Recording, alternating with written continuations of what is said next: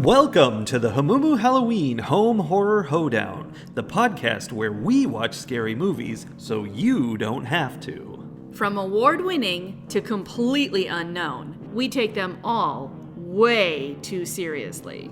I'm your host, Mike Hummel. And I'm your host, Solange Hummel. Now, warning, we use a ghoulish number of spoilers, so watch the movies first. Second warning, we don't know anything about anything, so don't take us seriously as we take these movies seriously. Michael? Solange? Here's the thing. What's the thing? Sometimes there are previews for a movie that make that movie seem like it's going to be so interesting and so worth watching. So directly up your alley? Yes.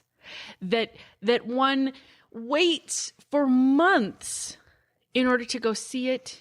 Okay, maybe a month. Week. That one waits for weeks in order to go see it in the theater. Uh-huh. And then one goes to see it in one's theater. After the waiting for weeks. After the weeks. And that movie is exactly as interesting and right up one's alley as one thought it would be.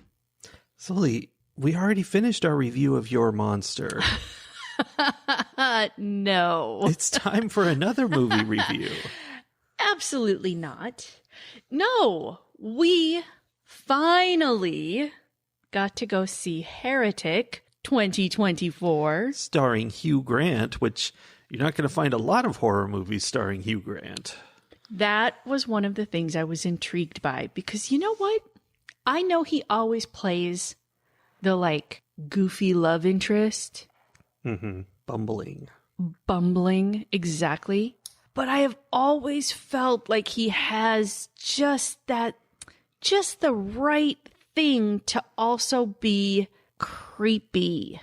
Well, I think he does. On our way to the theater, where we saw this in the theater, I contemplated whether Tom Hanks has ever played a villain in reference to this issue. And I don't know that he has. And now that you mentioned that, I wonder if he has the capacity in that same way. Here's the thing. I don't want to say Tom Hanks doesn't have the capacity, because I believe he has the capacity. Mm-hmm. Do we, as the audience, after a lifetime of Tom Hanks being Tom Hanks, have the capacity to see him in an evil light? I'm not sure. I'm pretty sure I don't. I think if I saw him trying to be the villain in a horror movie, I would not believe this horror movie. But Hugh Grant, I fully believed this character that he was creating for Heretic. Tom Hanks has played villains a few times, according to the internet. In Elvis, apparently there's just a movie called Elvis, or maybe this person is using shorthand. He is, quote, definitely the bad guy. Lady Killers, someone mentions. They don't mention anything about what happens in that movie, just that he must be the villain. In Cloud Atlas, apparently he plays 2 villains and 4 characters total. Oh, I remember this movie. I never saw it, but The Circle from 2017. Not the horror movie that I've seen and I think reviewed for this channel, but it's a social media thing. Ironic because of the TV show The Circle, but it is about some kind of social media thing, and I think he's like the Mark Zuckerberg of it, which obviously villain. Okay, but I'm not... Okay, I don't know any of these movies, so I can't speak to who he is. And then someone else said, David S. Pumpkins. That's an SNL character. See, yeah, I stand behind, I don't think he... are any of these true horror movies? I don't think any of these are even semi-horror movies. He just happens to be the villain in various types of movies. Yeah, I think there's a difference between villain in a story and villain in a horror movie. And I can't see Tom Hanks as a villain in a horror movie. But I can see... Oh, I'm just saying, can I tell you what would be so awesome? The next Friday the 13th movie. Jason's throughout the movie just killing people in his hockey mask, // blah, blah. We get to the very last, the final girl. He's got her in a corner and she's, grabs onto his mask and rips it off in the process of defending herself. And it's Tom Hanks. That would be interesting. That would be funny. Huh. And that's the only part he'd have to be in since he's got the mask on for the rest of the movie. Yeah? I don't know. Anyway, Anyway. Since we did not review a movie that has Tom Hanks in it Not at all. at all. But Hugh Grant has the villain capacity. That's the point. Yes. And I think is somewhat surprising. I would not have put him in a role like this, but once I saw that he was in it, I was like, oh yeah, I can see that. Well, and specifically, I think the role he's playing, because he is, he's not a creepy, I mean, he's super creepy, but he's not trying to be creepy. He's trying to act nice and he's sincere. Just like not, he doesn't want to scare them off. His whole gig is trying to lure them in with very, not normal, but very friendly kind of behavior. And very, very like cautious, like, oh, I'm so sorry. I didn't want to make you uncomfortable. It's that Hugh Grant awkward charm that he has used through his whole career in characters. And now we're pointing out, like, this movie points out that awkward charm has a dangerous edge to it. And I think one of the more interesting things about the movie is that point that we often have these kind of bumbling, goofy, awkward heroes or main characters in shows and movies. And the women who are around them are just smitten with them, right? Yeah. Whereas I think in real life, when you have that, it tends to, at first you're like, what?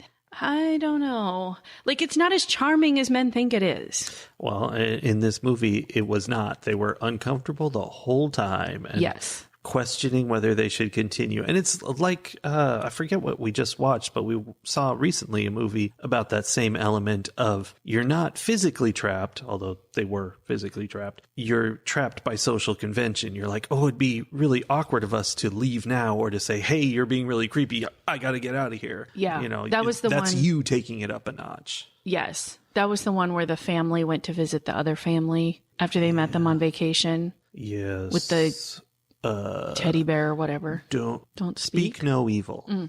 So, okay, let's fill people in if they haven't seen anything about this movie. Okay. Heretic is the story of these two women, young women, who are, I don't know if missionaries are the right term. They are part of the Church of Latter-day Saints, and they are fulfilling their, assignment of going out and knocking on people's doors. And, they've been given a list of names and addresses that they have to go contact. They call them investigators, which is confusing. Yes. But I think I finally figured out later on that term refers to people who are investigating the church and considering the church. So they're going and they're trying to make the argument as to why these individuals should join the Church of the Latter-day Saints. Yeah.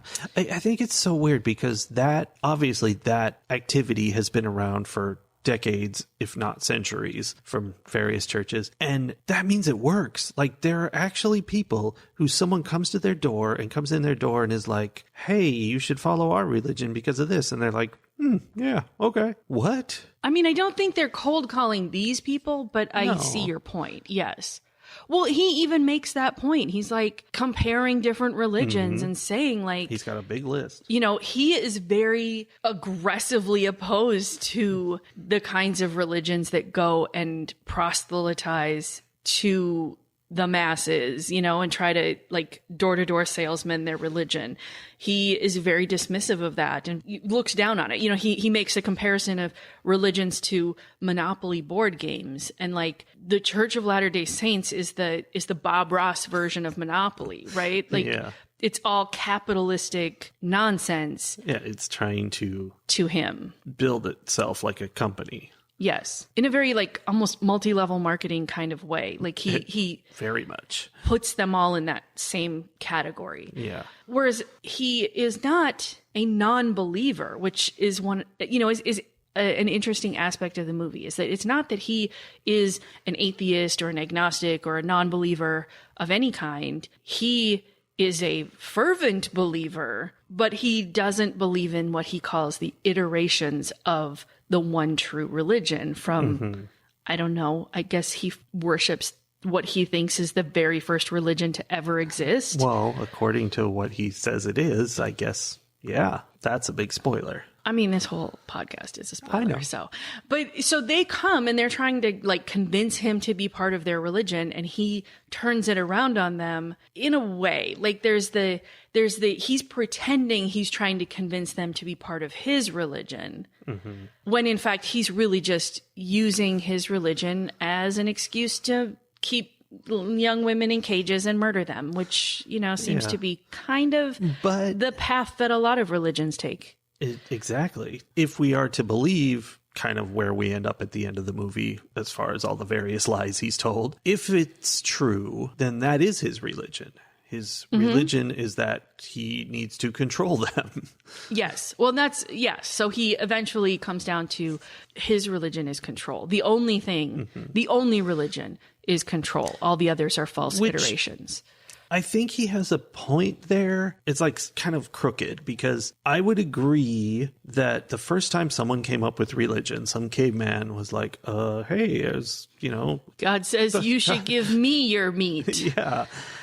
That person was realizing they could get other people to do things for them by pretending there was something going on. And it's always been that. It's a way of getting people to act the way you want them to act. I would venture to say that it wasn't even necessarily that selfish to begin with, because I think it's part of society. The beginnings of those like belief in a greater unseen controlling entity, and there's that word controlling again, was more about explaining what was going on and trying to influence things that we don't as human beings actually have influence over, like the weather or the sun or the moon. But then when you start as, if we don't burn some of our wheat, the wheat won't come back next year. We all have to do this thing so that we can all eat the next year. I think there was a point then where someone realized, if they do this just because I tell them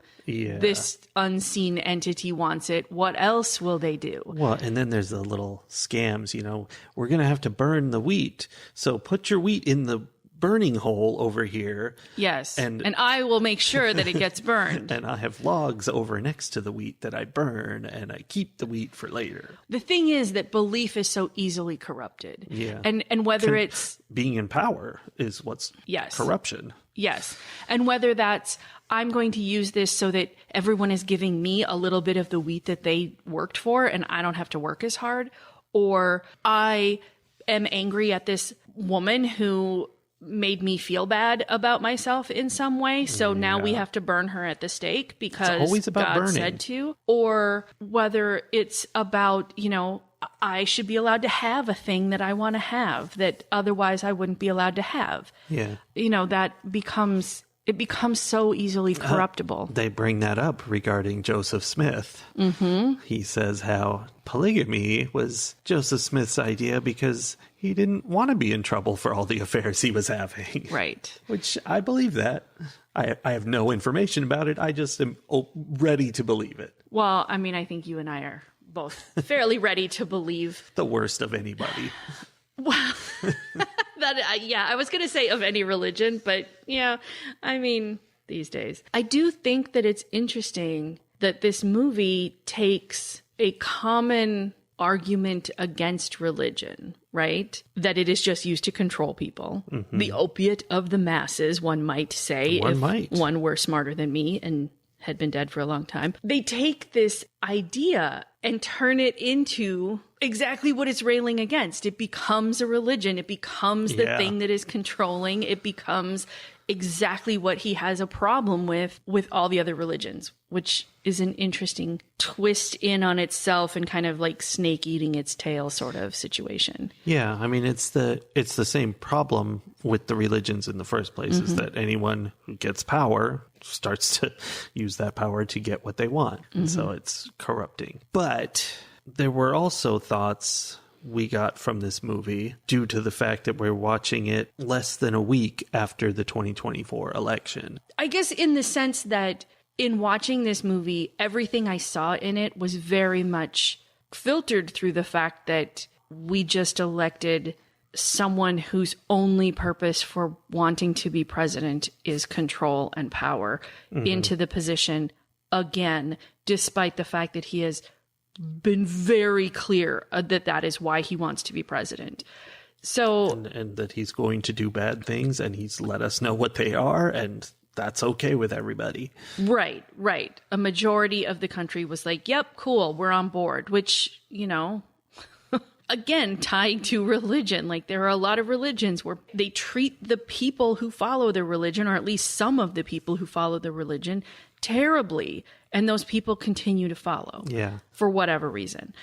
But I think a lot of what I took from this movie was connected in some way to either the election itself or everything that we've done leading up to the election, or the fears that I have of what will result from the election. Yeah. Particularly so when he finally presents them with two doors, they have a lot of philosophical discussions, and I don't know that in a podcast we can adequately talk about that, other than they are fascinating discussions, or at least I was fascinated by them. It was a lot of fun. And they kept kind of twisting, where's he going with this? And then it goes a whole different direction. Yes. And then the girls were making really interesting points and were very well spoken about their belief and all of those things. Although you could definitely see the training that they had. Yeah. But it was also fun when they would call him out on something that seemed like a smart point, but then they call him out and you realize, oh yeah, that he's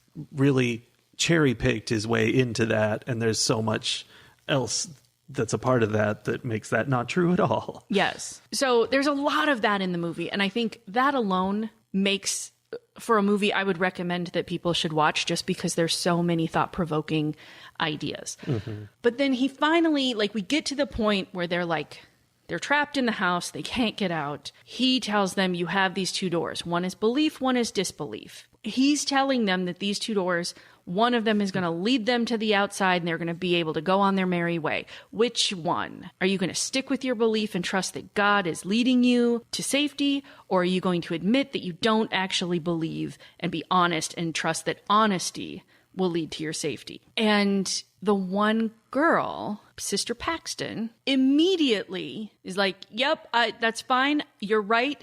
You don't think we should believe. You are absolutely right. You've made some really good points. I'm going to go through the disbelief door. Which all I could think as I was watching her do this was how many times in the past week we have heard the phrase preemptive acquiescence. Yeah, absolutely. She had no idea what was behind that door, but because she was afraid of him and she wanted to live, she's like, yep, you're right. I'll do whatever you want. I will throw away all of my beliefs just so you'll let me live. There's a lot of that going around.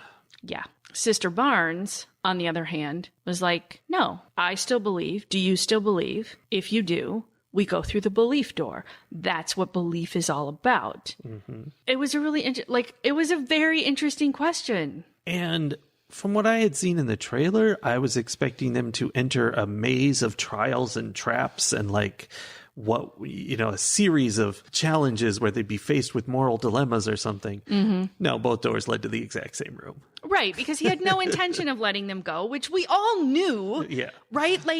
When they got down in there and they're like, oh, yeah, there's two stairways that come down to this room. Mm-hmm. I was like, yeah. It was funny for me because I actually was like, oh, which of these doors is the right door? Even though I knew, I'm like, this guy is going to murder them. He's not letting them go. But I was like, well, but maybe they just picked the wrong door. Yeah, no, that's not what it is. And then they have adventures in this one room. Mm-hmm. And there's just so much. It's twists and turns, not ones I expected. Mm-mm. There was definitely a point where I was like, this might be supernatural. Mm-hmm. Something's might be going on here.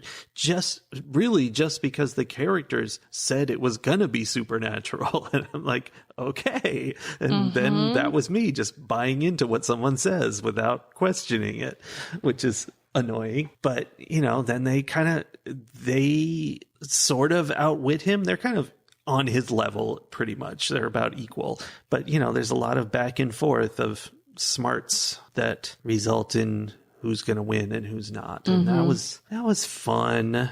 Was just what I want to watch. It was fun. It was a lot of thought-provoking, challenging ideas. I say that coming, like, I very clearly, and I'm sure anyone who's listened to a number of these podcasts, I think, is probably already very aware, I am an atheist. I do not believe in God of any kind. I don't have that kind of faith. I place my faith in other things. My faith in humanity, as misplaced as that seems this week.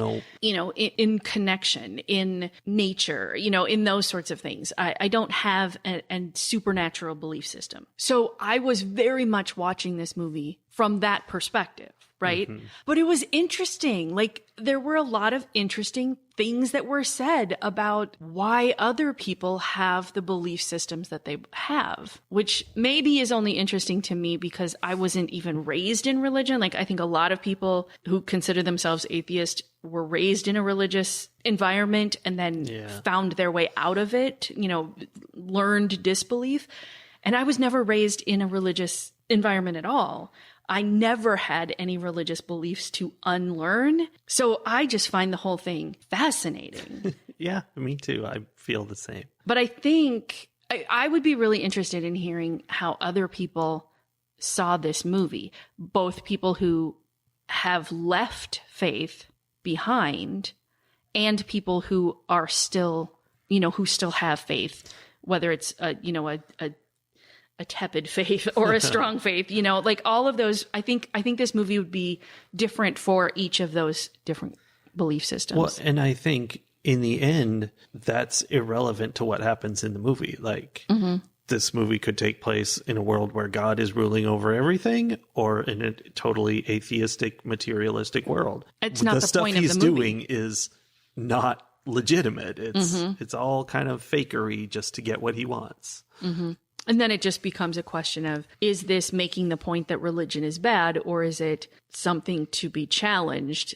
And to, you know, is it reality making the point that religion is bad, or is it the devil making the point that religion is bad? I think, you know, is kind of what it would come down to. I don't know. It was so interesting. The other thing that I was thinking that was kind of related to our political environment lately was how he is a phrase I used with a friend recently, where I said, tyranny holds within it the seeds of its own destruction. Yes. And I don't know, like, I probably heard that somewhere from someone who is much smarter than me and has also been dead for a very long time. I don't know where I got that from, but I think it is true. I believe that to be true. That is one of the faiths that I have, is that ultimately tyranny fails, because you can only tyrannize someone. You can only oppress someone for so long before they no longer fear dying to escape your oppression. And when someone is willing to die to escape a situation, they'll do anything. Yeah. So he had created this system where eventually there was going to be someone who decided it was worth it to fight back, even though they knew they were going to die. And that's what happened here. You know, with a number of characters, we're willing to be like, okay, well, maybe I'm not going to benefit from my resistance to what you are doing, but someone else in the future will, if I can stop you, even if it means that I die in the process. And they get a little bit of assistance very little bit of assistance from one of the current victims who's been locked up in the basement forever. And it's subtle, and it kind of, I don't know, that made me think of our current situation and how, you know, people try to get the word out and go underground and that kind of thing. And it's bad. Mm-hmm. I don't know. I mean, I think the hope that I took away from it, the positivity that I took away from it, was that it was a tiny thing. She added, 3 words to the script that he gave her? And that was enough for Sister Paxton to have enough question of what he was saying. Like, he's spinning this whole yarn about the matrixy kind of situation, and we're all in a simulation and blah, blah, blah, because this woman who he had almost killed through his, lengthy torture added the words, "It's not real," to the end of the script he gave her. And that was enough for Paxton to be like, wait a minute, it feels like you're having to make this up on the spot. I don't believe you. And like, everything that he had built up unraveled as soon as someone recognized that the emperor had no clothes. That's what we need to do. And yet, I don't know. I guess the real message that I took from Heretic, I enjoyed the religious discussion of it. Yeah. But the real message that I took is that eventually tyranny falls, and it falls because individual people commit small acts of rebellion, and eventually one of them breaks through. Yeah. So, yeah, it did feel very relevant. Something we haven't mentioned yet is that Topher Grace is in this movie as well. And I didn't know that at all until the end credits of the movie. He's got like 3 scenes. Turns out he's the elder back at the church who has sent these 2 women out and is waiting for them to return. And to his credit, they don't return, and he goes looking for them in the middle of a blizzard. Yeah. However, I think it was really very much saying something that this elder from the church, he knew that they had gone to like one of 5 different places, right? Like there were a limited number of places that he could go. He went to these places. He asked, have you seen these women? And when they said no, he was like, okay. And the really telling thing, which I think was very pointed of the movie and of the people who created this movie, was that when he shows up at Mr. Reed's house, he asks Mr. Reed if he has seen these women. He says no. He fully believes him because why wouldn't you believe a middle-aged white man? He starts to leave. He second guesses himself. He comes back and he's like, I would be remiss if I didn't ask you if you've received one of our pamphlets, you know, and he gives him a pamphlet. Like he has to do one last like evangelical moment before heading off and being like, I don't know, I guess they're gone. Yeah. And it was very subtle. And I didn't even notice, I didn't even think that while we were watching the movie. It was after when I've been thinking about this movie a lot since we watched it. And I was like, yeah, the church sort of looked after the women that they sent out to talk to strangers. Sure. Kinda. But really we're more interested in getting their message out. Well, this movie is about 2 young women going into a man's house. Like, that's definitely an element of this, is also an element of where we currently stand in the world. And, you know, there's a very little hint. It doesn't come out, but if you read between the lines, there's a little bit of they knew the rules. They talk about the rules. They knew they weren't supposed to go into that house unless there was a woman present. And they believed him because he had awkward charm when he said, oh, my wife's in the other room baking a blueberry pie. Yeah. And so they put themselves, if you want to look at it through a very societal lens, these young women put themselves in harm's way. Yeah. What did they expect him to do? You know. Fair. Yeah. Ratings. When you watch a movie and someone has written out the plot and, you know, it's got twists and turns, this guy turns out to be a double-crossing spy and all that, and you're like, oh, okay, that's interesting. That's a lot of fun. That's my favorite thing. But this movie is one of those, but then on a much more granular level, there's twists and turns to the conversations. Like, this movie was written very carefully to where one of the fun things is, I'm sure you've all seen it in the trailers, there's a blueberry pie candle that he's burning for them, and they don't know that's what it is. They just smell blueberry pie cooking, so it reinforces his little plan. And then later on, he's talking to them and being like, you saw the candle. You knew. And if you didn't know, it's your own fault. I gave you all the necessary pieces of information. Yeah, there's so much info he gave them. And there's so much to that and so many layers where it weaves in and out and they come back at him with their arguments. And I don't know. That's what is good to watch. And I kept having fun like a twist in a movie, except it was just a little twist in their conversation. Just really entertaining throughout and nothing but things to think about. Like, just the whole movie is one idea after another to contemplate and it connect to other things. So that's just wonderful. We should all be thinking. Thinking is great, and it's clear that it is a very rare activity, and we should all be doing it. So I think that I will give this movie 5+ spike locks out of 5. Ooh. And I'm always very hesitant with the plus. I know. But, like, I don't know. I'm just trying to... It's just the place I'm in right now. I really want to reward this movie for trying to get people thinking. Mm-hmm. That's all. That's an interesting point, that like we happened across this movie at exactly the right moment for it to be meaningful on many levels. And it's very likely that they meant for it to be meaningful on these levels, but we were primed to be ready to pick up what they were putting down. Yeah. Yeah, I honestly thought I was going to be the only one. I know. Giving this a 5+ I can tell because when you're that's stingy happening. with the pluses. I'm very stingy with the pluses. I like to be legit. I feel like it's been a very long time since I've given a movie a 5+. We have, or very rare in the last year or so. Mm-hmm. We have not come across very many movies that really grabbed me the way this movie grabbed me. That really made me, like, I was completely enthralled in what was going on the screen. And it was people talking to each other. That's most of it.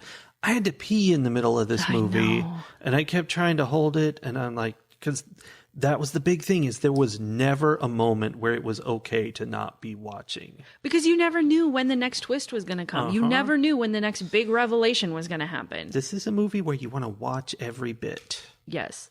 So I enjoyed this story immensely. I 100% agree with you about how it's twisting and it's thought-provoking and it's a thinking person's horror film.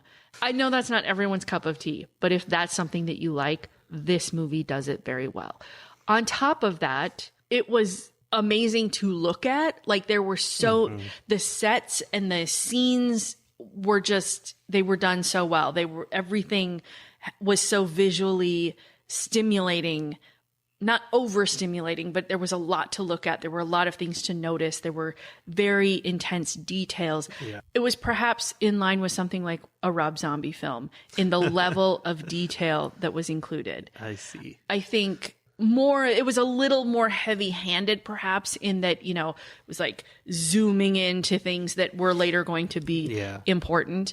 Whereas I don't think he does that quite as much, but the detail was there. Also, there were essentially 4 people in this movie. One of them was only there for a little bit. There were 3 people carrying this whole movie. Well, there was also the pie eating lady, but like, the majority of this movie was carried by these 3 individuals who all did a fantastic job. Mm-hmm. Like the nuances in the looks that they gave each other, and that they, like, the expressions, the micro expressions that happened as these girls were like processing what was going on and how are they going to get out. And like, you could tell how they were feeling all the time. And Hugh Grant made a fantastic, creepy, hyper-religious whack job without it feeling weird and forced. Like, this was Hugh Grant being typecast, only in a horror movie instead of some goofy rom-com, right? Like, and I think that's just so amazing that could happen. So, yeah, I also would give this movie 5+ spike locks out of 5. Very good. I neglected to say earlier that the walls and ceilings have metal in them. And are you okay with that? Sure. Okay, good. The weirdest question anyone has ever asked. But it came around. Of course it did. And Everything I did. was thinking about it the whole time. Yeah. Fantastic. It's fun to go to the movies. It is fun. I sort of feel like our opportunities to go see horror movies are going to falter just a little bit in the theaters because we're now entering the Christmas season and it's going to be a lot of snow-covered villas and whatever. But I'm sure that we will find interesting horror movies to watch no matter what. Oh, well, there's always Tubi. There's always one of the 14 Bad Ben movies that we have yet to see. I know, there's so many left. I checked the list. So exciting. All right, well, you'll have to come back next week to see what we decide on. All right, we'll see you then. Bye. Bye.